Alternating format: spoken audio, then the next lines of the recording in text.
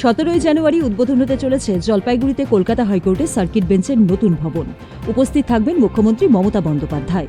থাকার কথা রয়েছে কলকাতা হাইকোর্টের প্রধান বিচারপতি সুজয় পালেরও। এই উদ্বোধনকে কেন্দ্র করে জলপাইগুড়িতে শেষ মুহূর্তে তৎপরতা চলছে।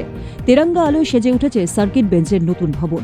2012 সালে জলপাইগুড়ি স্পোর্টস কমপ্লেক্স ময়দানে একটি অনুষ্ঠানের মধ্যে দিয়ে কলকাতা হাইকোর্টের জলপাইগুড়ি সার্কিট বেঞ্চের স্থায়ী পরিকাঠামোর শিলান্যাস হয়েছিল।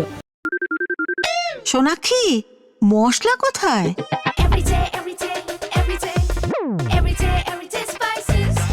এভরিডে মশলা, দেশের স্বাদ।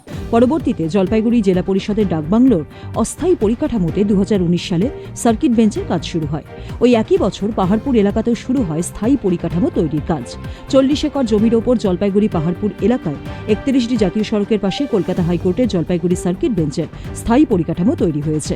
এই সার্কিট বেঞ্চে আপাতত উত্তরবঙ্গের 5 জেলার বিচার কাজ সম্পন্ন হবে।